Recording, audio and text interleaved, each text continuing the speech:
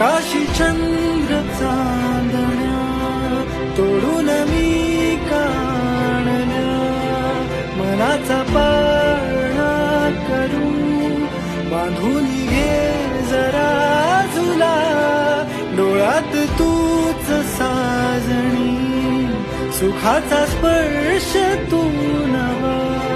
तुझ्या विना रे न अर्थ जीवना, उजळे तुझ्या हसून कणकण, अन चंद्र हे हातीचे काकण.